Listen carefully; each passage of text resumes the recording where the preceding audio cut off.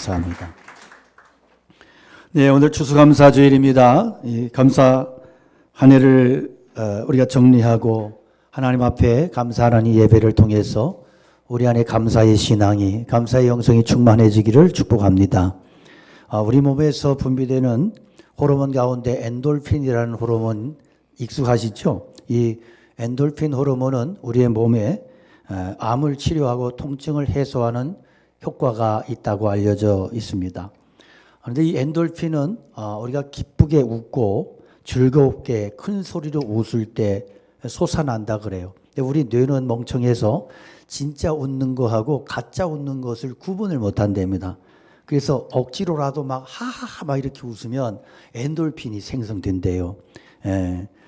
그렇다고 이상해지지 마시고 이게 사실이랍니다. 그래서 억지로라도 웃고 억지로라도 이렇게 기뻐하고 막 이렇게 할 때 우리 안에 놀라운 이런 회복의 효과가 있다고 합니다.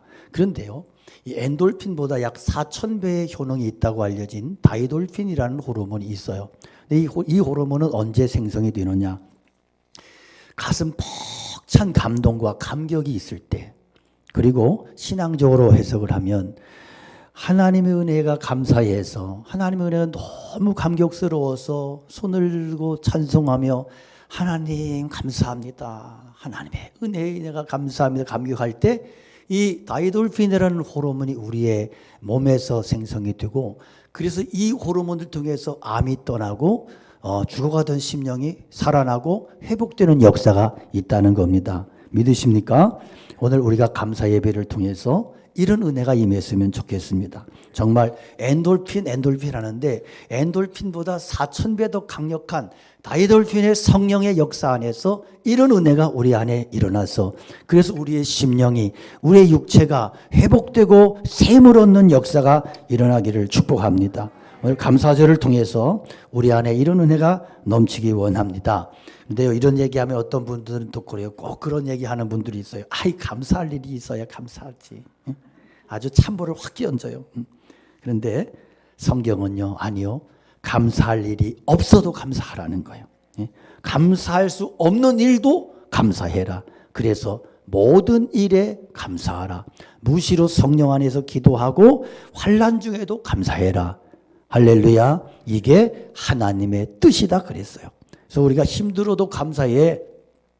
감사로 환경을 이겨낼 때 우리의 심령이 회복되고 은혜가 회복되고 행복해질 수 있다는 거예요. 우리는 하나님을 믿고 살아가는 하나님 나라의 백성들입니다. 믿으십니까? 그러면 우리가 누구에게 감사해야 되겠어요? 하나님 아버지에게 감사해야 된다. 그래서 시편 107편 1절에 보면 여호와께 감사하라. 그는 선하시며 그의 인자하심이 영원하미로다. 이 말씀이 계속 반복되고 있어요.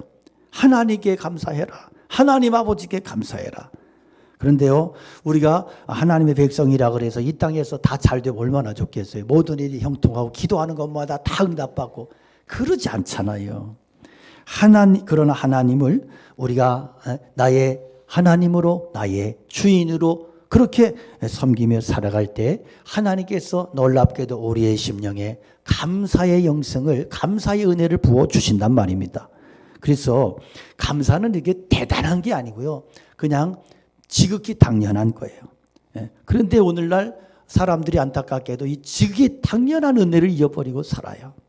삶의 현장 속에서 너무 원망과 불평과 짜증이 많고 그냥 짜증스러움이 아주 몸에 배어 있어 아주. 그런데 우리가 좋은 환경이라고, 환경이 좋다고, 물질이 풍족하다고 다 감사합니까? 그러면 얼마나 좋게. 그렇지 않아요. 그래서 이렇게 가졌다고 우리가 행복한 게 아니에요. 감사하며 살면 어떤 일이 일어나느냐? 감사하지 못한 사람보다 훨씬 건강하다. 정신적으로, 영적으로, 육체적으로. 감사를 잃어버리면, 감사하지 못하면 마음이 병들고 육체가 불행하게 돼요.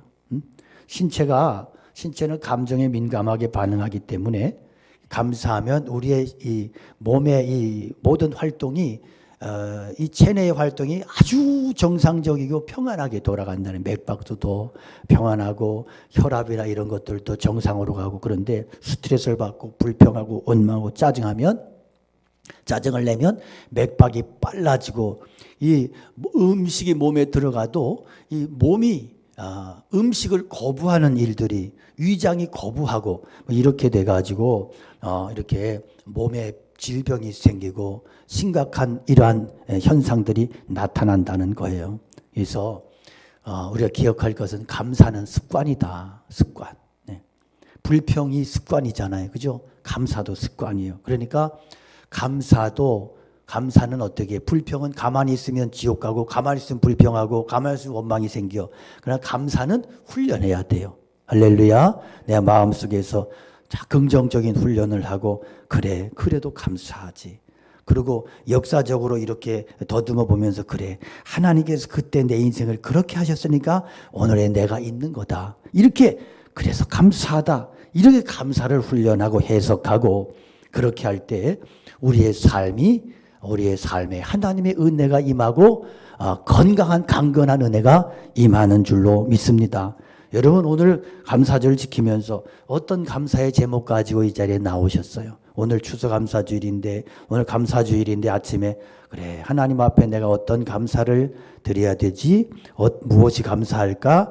이렇게 생각하고 오신 분들은 그래도 믿음이 있는 사람들이야. 그런데 그냥 왔어 그랬더니 갑자기 추수감사주일이래네 이거. 아이고 이런 분들이 이건 좀 회개해야 돼. 예. 우리가 코로나로 너무나 삶이 어려워졌잖아요. 예. 그런데 지금도 많이 좋아졌다고 하지만 여전히 우리가 이렇게 마스크를 쓰고 예배를 드려야 되는 이 안타까운 상황. 예. 그래서 그런 생각이 들더라고. 눈으로 인사하면서 입으로 욕할 수 있어요, 요즘은. 이렇게 예? 이게 그러기 가능한 세상. 이게 얼마나 안타까워, 얼마나. 예? 서로 접촉하는 것도 조심스럽고. 서로가 이렇게 마음껏 찬송하고 예배하고 터놓고 교제하고 이런 게 어려운 현실이에요. 우리 사회에 전반적으로 어렵고 힘들다고 우울하다고 이렇게 소리를 지르지 않아요? 그러다 보니까 이 사회 속에서 세상에 감사가 사라지고 있는 거예요. TV를 켜도 맨날 국회의원들이 쌈질만 해.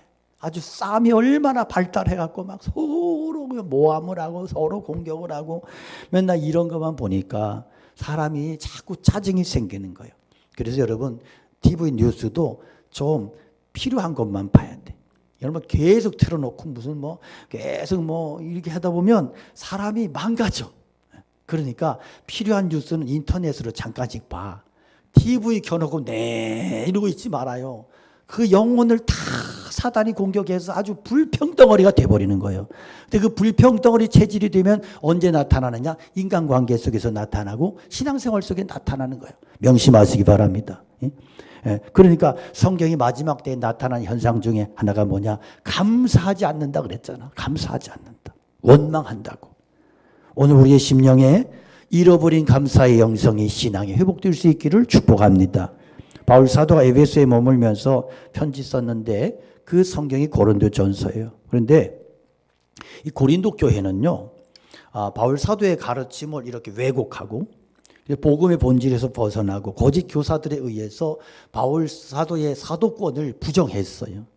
이런 일들이 일어나고 그런데 이제 그 바울 사도가 얼마나 속이 상해. 그런데 이제 마게도냐에서 에바브로디도를 만나서 이렇게 상황을 이야기하다 보니까 고린도 교회가 많이 안정되어 가고 있다. 소식을 듣고 나서 이제 그가 편지를 쓰면서 그래서 시련과 수많은 환난 속에서도 하나님께 감사한다. 감사의 편지를 쓰고 있는 거예요.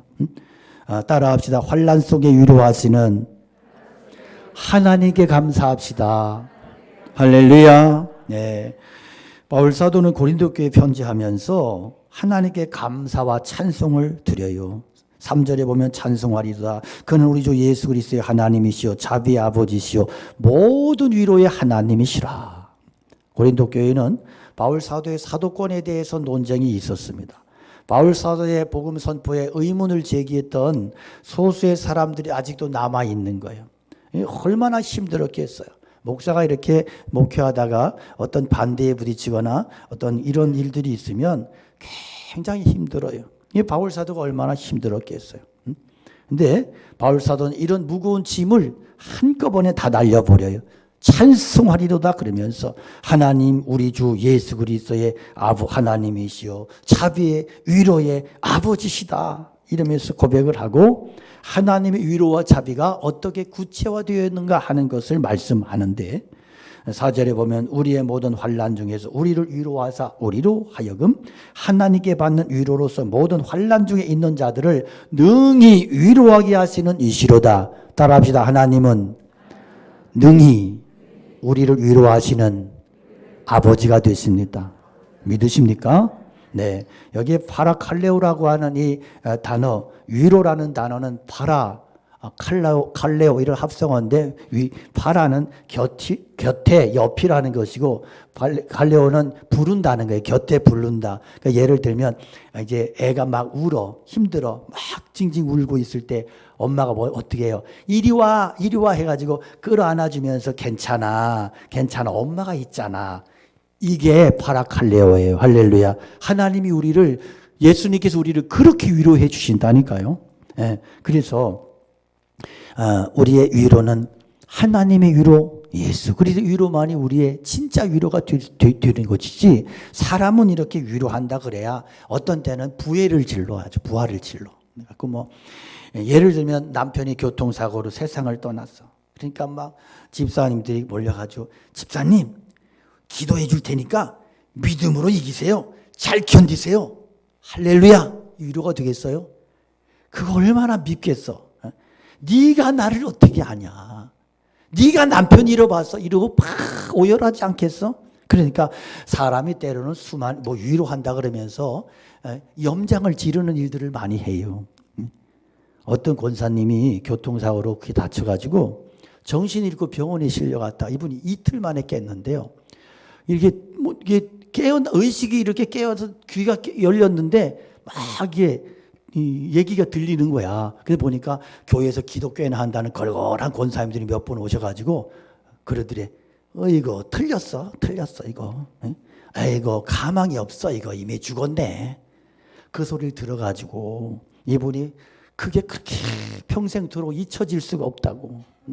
얼마나 상처가 됐겠어요. 얼마나 시험이 되겠어. 여러분 인생의 가장 큰 고난과 시험 만났을 때 바울 사도처럼 이렇게 그의 고백처럼 살 소망까지 끊어질 때 과연 무엇이 위로가 될 수 있을까? 여러분 윤복희 씨가 불렀던 여러분이라는 노래 아시죠? 예? 그런데 여러분이라는 노래 윤한기 목사가 윤복희 권사죠. 윤복희 권사가 이 우울증에 걸려서 죽어갈 때 써준 곡이야. 그래서 이게 숨겨진 CCM입니다. 그 곡을 보면 그렇잖아요. 내가 만약 외로울 때면 내가 너의 위로가 되어줄게. 그게 누구야? 하나님이요. 그게 그 내용이 복음서인가요? 그런데 이제 이걸 가지고 요즘은 누가 여러분 위로해 주지 누가 날 위로해 주지 여러분 이렇게 바꿨는데 그걸 이제 그렇게 해야 이제 유행가가 살아남으니까 그러는데 사실은 그게 윤복희 권사가 죽어갈 때 윤한기 목사 동생 윤한기 목사가 그 곡을 써주고 윤복희가 그 노래 부르면서 회복된 거예요. 그런데 그 내용처럼 여러분 정말 외롭고 힘들고 죽어갈 때 허전할 때 정말 인간적으로 감당할 수 없을 때 위로가 무엇으로 위로가 되겠어? 하나님만이 나의 위로가 되십니다. 할렐루야. 그래서 여기 환난이라고 하는 단어는 들립시스라고 하는 이것은 인간의 어떤 한계 상황으로는 인간으로서는 해결할 수 없는 고난, 이런 고난에 대해 누가 위로해 주신다고요? 하나님 아버지가 위로해 주시고 힘을 주신다고요. 바울 사도는 복음 때문에 수많은 죽음의 위험과 고통을 겪었습니다. 육체적인 핍박에 질병에 걸리고 죽음의 위협을 느낄 때마다 바울 사도가 극복할 수 있었던 힘의 원천이 뭐냐? 주께서 나를 위로해 주시고 주께서 나를 일으켜 세워주셨다는 거예요. 할렐루야. 그런데 어떻게 위로해 주셨느냐? 환난의 의미를 알게 하시고 그 뜻을 깨닫게 하시고 그 고난 속에서도 내가 너를 붙들어준다. 내가 너를 지켜준다. 내가 너와 함께한다. 내가 너를 위로해준다. 흔들리지 마라. 힘을 내라. 이렇게 위로해 주셨다는 거예요. 고린도서 1장 5절에 그리스도의 고난이 우리에게 넘친 것 같이 우리가 받는 위로도 그리스도로 말미암아 넘치느니라. 바울 사도는 환난 속에서 위로하시는 하나님의 위로의 모델을 예수 그리스도의 십자가 사건에서 찾아요. 아무리 큰 환난과 역경이 있다 할지라도 여러분 십자가에 달리신 예수 그리스도의 고통에 비할 수 있겠어요? 우리가 정말 힘들어 억울해. 그럴 때 뭘 해야 돼? 그럴 때 예수님의 십자가를 바라보라는 거예요. 십자가는 이렇게 폼으로 달아놓은 게 아니고 집에서도 십자가 막 여기저기 걸어놓으신 분들이 있는데 그 십자가 폼으로 장식으로 달아놓은 게 아니고 그거 뭐 하라는 거예요? 그거 뭐 묵상하라는 거예요. 억울한 일이 있을 때, 힘이 들 때, 그럴 때 그 십자가 바라보면 예수님이 뭐라 그랬는지 알아요? 너 나만큼 억울해? 너 나만큼 힘들어? 이렇게 말씀하시는 거예요. 그래서 그 앞에서 막 꺼이꺼이 울면서 그래요 주님 죄송해요 제가 이것밖에 안 돼요 이러면서 회복할 수 있는 거예요. 이게 하나님이 우리에게 주시는 위로요. 그리스도의 고난이 우리에게 넘치는 것 같이 우리가 받는 위로도 그리스도로 말미암아 넘치느니라. 이 말씀은 그런 말씀인 거예요. 그래서 십자가 바라보고 예수 그리스도를 바라볼 때 내 안에 큰 위로가 되고 은혜가 되는 것입니다. 히브리서 4장 15절에 보면 우리에게 있는 대제사장은 우리의 연약함을 체휼하지 아니하는 자가 아니요 모든 일에 우리와 한결같은 이시로 돼 죄는 없으시니라. 한결같이 시험을 받은 자로 돼 죄는 없으시니라. 여기에 보면 우리의 연약함을 체휼하지 아니하는 자가 아니요. 제가 개역 성경으로 이렇게 읽었어요. 말씀을 드려요. 왜냐하면 개역 개정에서는 우리의 연약함을 동정하지, 왜 동정이라고 번역을 해가지고 성경의 그 뜻을 확 떨어뜨린지 모르겠어요. 사실은 체휼이라고 하는 단어가 맞아요. 원어적으로 보면 이게 뭐냐 하면 너의 고통을 내가 함께 한다는 거예요. 너의 고난을 내가 함께 지금 짊어지고 있다는 거예요. 예를 들면 이런 거죠. 둘이 같이 이렇게 끌어안고 있는데 누가 활을 쐈어. 화살이 이렇게 둘을 관통했어. 너무 아파. 너무 아파요. 너무 아파. 그랬더니 끌어안고 있던 애가 아프니? 나도 아파. 이게 체휼이야. 주님의 고난은 나와 동떨어진 게 아니에요.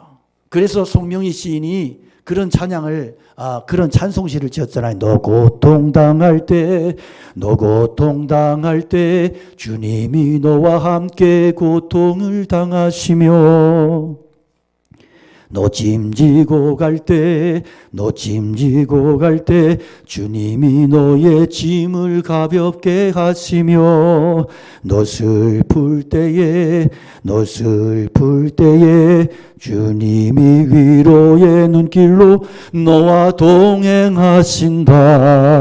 할렐루야. 너 이로울 때 너 어찌 홀로 있다 하느냐. 너 괴로울 때 너 왜 혼자 있다 하느냐. 너의 모든 것 동참하시는 주님을 너 바라보라. 송명희 씨는요 중증 뇌성마비잖아. 얼마나 힘들어. 너무 힘들어. 사는 것 자체가 힘들어. 그런데 그때 주님께서 깨닫게 하시는 은혜가 뭐예요? 왜 너 혼자라고 생각하니? 너 고통당할 때 나도 고통스럽다. 네가 힘들 때 나도 힘들다. 이게 주님의 체휼의 은혜요. 오늘 우리에게 이런 은혜가 임하기 원하고 그래서 이 은혜 안에서 우리의 심령이 힘을 얻고 회복되는 감사의 영성으로 회복되는 은혜가 있기를 축복합니다. 그래요. 그래서 우리는 하나님으로 인해서 감사할 수 있고 하나님으로 기뻐할 수 있는 거예요. 예수 믿고 구원받은 사람들의 공동체인 주님의 교회는 환난 속에서 위로하시는 하나님께 감사함으로 모인 집합체예요. 그러므로 하나님 앞에 나와서 예배 드리는 것은요 어떤 의미가 있느냐. 주여 오늘도 주의 은혜가 아니면 살아갈 수 없습니다. 이걸 고백하는 그 은혜 그런 의미가 있는 것입니다. 교회는 여러분들의 어떤 돈과 지위와 권세가 필요한 것이 아니고 환난 가운데 위로해 주시는 하나님을 만나는 곳이에요. 그러므로 하나님 앞에 여러분 겸손한 심령이 되시기를 축복합니다. 겸손한 자가 하나님을 만납니다. 하나님은 겸손한 자에게 은혜를 주시지만 교만한 자를 대적하시기 때문입니다. 여러분 은혜가 넘칠 때 우리는 어떤 환난 상황 속에서도 감사할 수 있는 것입니다. 지구촌 교회 원로 목사님 이동훈 목사님이라고 잘 아시겠죠? 이분이 수년 전에 둘째 아들을 잃었어요. 미국에 사는데 이 아들이 이렇게 대장암 말기 판정을 받아가지고 그래서 투병하다가 위급하다는 소식을 듣고 급히 비행기를 탔는데 LA 도착하기 4시간 전에 이미 하나님 나라 갔어요. 얼마나 그 마음이 아프겠어. 그래서 아들 장례식 때 손양한 목사님처럼 이분이 10가지 감사를 고백합니다. 사람들 앞에서. 아들이 암에서 해방되어 감사합니다. 아들이 하나님 영광의 나라 입성할 수 있어서 감사합니다. 유모가 많았던 아들로 인해 그동안 누린 기쁨으로 인해 감사합니다. 단 한 번도 불평 없이 자랑만 하던 아내와 애교덩어리 손자를 남겨두어 감사합니다. 어려서 게임 좋아하더니 게임 변호사 된 것 감사합니다. 아들의 고통 속에 예수님 내어주신 하늘아버지 고통 알게 하시니 감사합니다. 아들의 암투병 통해서 수많은 암환자 고통을 연대하게 된 것도 감사합니다. 또 자식을 먼저 떠나보낸 수많은 부모들의 고통과 연대하게 돼서 감사합니다. 아들의 치유를 위해 기도한 수많은 중부 기도자들과 한 지체가 되어서 감사합니다. 아들이 간 천국을 더 가까이에서 보고 소망하게 하시니 감사합니다. 여러분, 부모에게 있어서 자식 잃은 아픔보다 더 큰 슬픔이 어디 있겠어요. 그러나 환난 속에서 위로하시는 하나님 때문에 감사하고 그 감사가 수많은 사람들을 치유하고 회복하는 능력이 되었던 것입니다. 여러분, 아들을 먼저 하늘나라에 떠나보낸 아픔과 고통 속에서도 그 하나님께 감사. 물론 이렇게까지 감사하는 사람이 많지 않을 거예요. 저도 자신이 없어요. 어떻게 자식 잃고 그렇게 도착해서 어떻게 그렇게 감사할 수 있을까? 그러나 환난 속에 위로하시는 그 하나님을 만나면 가능한 것입니다. 그 하나님께서 내 안에 내 심령에 머무르시고 은혜를 베푸실 때 강력한 그 위로가 우리로 감사의 자리까지 나아가게 하시는 줄로 믿습니다. 여러분, 환난 속에서도 위로하시는 하나님께 감사할 수 있는 믿음의 사람들 되시기를 축원합니다. 따라합시다. 절망 속에서 하나님만을 의지함을 감사하자. 네, 바울 사도가 뭐래요? 아시아에서 당한 환난을 너희가 알았으면 좋겠다. 그 아시아에서 당했던 환난이 뭐냐 하면 살소망이 끊어진 거예요. 살소망이 끊어졌어. 9절은 자신이 사형 선고 받은 줄 알았대요. 여러분, 고난이 너무 극심하면 어떤 생각이 들까? 아, 죽었다. 이제 나는 살 수 없다. 하나님 여기까지군요. 생애를 정리하는 그런 위급하고 다급한 시간까지 거기까지 갔던 거예요, 바울 사도가. 그런데 바울 사도가 왜 이 이야기를 고린도 교회 성도들에게 이야기할까요? 그가 뭔 이야기를 해요? 환난을 통해서, 고난을 통해서 자기가 깨달은 은혜가 있대요. 그 깨달은 은혜가 뭐라고요? 아, 나라는 인생은 믿을 게 없다. 믿을 게 못 된다. 내 인생, 내 목숨이라고 하는 것은 파리 목숨이고 내 인생의 가치는 아무것도 아니구나. 거기서 뭘 깨달은 거예요? 죽은 자를 다시 살리시는 하나님만을 의지하게 하심이라. 이 죽음의 위기 경험, 그 상황에 가서 그 경험을 하면서 거기에서 죽은 자를 살리시는 하나님만이 나를 살리실 수 있고 하나님이 죽이시면 죽을 것이고 하나님이 살리시면 살 것입니다. 그 신앙 고백을 거기서 했다는 거예요. 그러면서 그가 절대 믿음의 사람으로 그렇게 하나님 앞에 설 수 있었다는 거예요. 예, 여러분, 그러니까 환난을 통해 받은 유익이 있다. 그 유익이 뭐냐? 믿음의 유익, 영적인 유익, 생명 구원의 유익. 할렐루야. 그 속에서 오직 하나님만을 의지할 수밖에 없었고 하나님만을 의지하는 그 믿음만이 의미가 있더라. 나머지는 전혀 의미가 없더라는 거예요. 고린도서 4장 8절에 보면 우리가 사방으로 위협삼을 당하여도 쌓이지 아니하며 답답한 일을 당하여도 낙심하지 아니하며 박해를 받아도 버림받지 아니하며 거꾸로 때림을 당하여도 망하지 아니하고 우리가 항상 예수의 주인 것을 몸에 짊어지면 예수의 생명이 또한 우리 몸에 나타나게 하려 함이라 말씀합니다. 이게 하나님이 일하시는 방법이에요.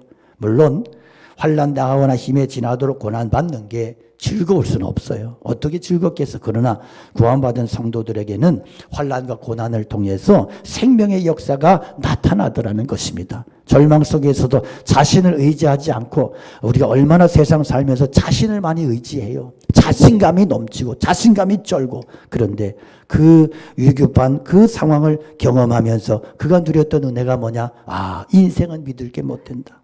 하나님만을 의지해야 되겠구나. 하나님만 의지하는 것이 내게는 능력이고 생명이고 축복이라는 사실을 깨달았다는 것입니다. 인간이란 존재는요, 환난이 없으면 고난이 없으면 얼마나 교만해지는지 몰라. 하나님 앞에 엎드리지 않아. 하나님 의지하기보다는 자기를 의지해요. 여러분, 인간이 대단한 존재 같지만요, 굉장히 어리석어요. 큰 병에 한번 걸려보면 이 실체가 나타나는 거예요. 어떤 분은 그래요. 큰 병을 대수술 받고 그러고 나서 겨우 살아가지고 이런 일이 일어날 줄 알았으면 지금같이 살지 않았을 텐데. 이 간단한 진리를 모르고 산다면 여러분 얼마나 인생이 어리석은 거예요. 어떤 분은 경제적인 어려움 겪고 나서 믿을 게 없구나. 인간 믿을 게 없구나. 부질없구나. 이런 얘기예요. 여러분 코로나19 시대 겪으면서 얼마나 우리가 또 우리 주변에 많은 어려움 당하는 분들이 많습니다. 얼마나 힘든 시간을 보내고 많은 분들이 다 어려워졌잖아요. 일자리 사라지고 청년들은 직장 찾지 못해서 너무너무 청년들의 안쓰럽고 힘들고 모든 삶의 영역에서 어려움을 호소하고 교회도 마찬가지고 선교 현장도 마찬가지요. 코로나19 지나고 나서 교회도 힘들어요. 또 선교 현장 너무 힘들어요. 우리는 이제 거기에다 내년부터 또 예배당도 지어야 되는데 여러분 잘 아시다시피 지금의 상황은 예배당 짓기 너무 안 좋아요. 그러니까 저도 사람인데 왜 걱정이 없겠어요. 이게 물가는 뛰고 은행 금리 뛰고 다 뛰고 이놈 뛰니까 저놈 뛰고 꼴뚜기 뛰니까 뭐도 뛰고 이러고 있어. 그런데 그렇다고 우리가 큰일 났어. 절망이야. 이럴 수 있겠어요? 그래야 하겠어요? 여러분, 마침내 하나님께서 이런 기간과 이런 상황들을 통해서 하나님께서 어떻게 일하실까 기대하시고 더 좋게 하실 하나님을 믿으시기를 축복합니다. 저는 이런 상황 지나면서 우리의 믿음이 좋아지게 하시는 하나님의 은혜라고 봐요. 너무 쉽게 가면 이게 기도도 별로 안 하고 그냥 자기 잘난 맛에 그럴 것 같아. 그러니까 하나님이 기도하면서 믿음이 먼저 커야 돼. 네가 더 믿음의 사람이 돼야 돼. 더 신뢰하기를 원한다. 우리가 그런 말씀을 듣고 우리의 믿음이 더욱 하나님 앞에 순결해지고 깊어지고 커질 수 있기를 축복합니다. 많은 사람들이요 고난을 만나면 자꾸 피하려고만 해요. 그래서 피하려고 하니까 이렇게 피할까 저렇게 피할까 이렇게 이런 생각만 하는데 히브리서 10장 38절에 보면 뒤로 물러가면 내 마음이 저를 기뻐하지 아니하리라. 우리는 뒤로 물러가 침륜에 빠질 자가 아니다. 그렇게 말씀하고 있어요. 내 마음이 너를 기뻐하지 아니하리라. 여러분 믿음은 맞서는 거예요. 맞짱 뜨는 거예요. 왜 다윗이 하나님의 마음에 합한 사람이고 위대한 사람이 됐어요?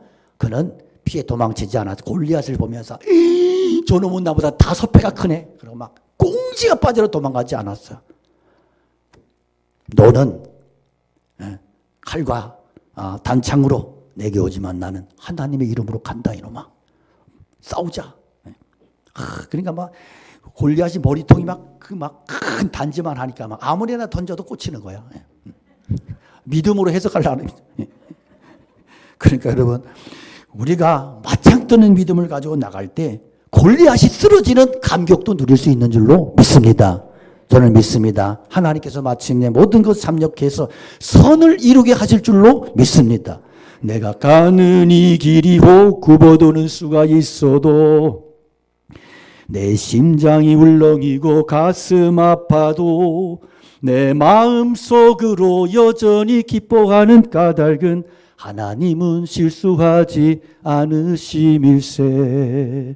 내가 세운 계획이 혹 빗나갈지 모르며 나의 희망 덧없이 쓰러질 수 있지만 나 여전히 인도하시는 주님을 신뢰하는 까닭은 주께서 내가 가야 할 길을 잘 아심일세. 어두운 밤 어둠이 깊어 밤이 다시는 밝지 않을 것 같아 보여도 내 신앙 부여잡고 주님께 모든 것 맡기리니 하나님을 내가 믿음일세. 지금은 내가 볼 수 없는 것 너무 많아서 너무 멀리 가물가물 아른거려도 운명이여라 나 두려워 아니하리. 만사를 주님께 내어드리리. 차츰차츰 안개는 걷히고 하나님 지으신 빛이 뚜렷이 보이리라.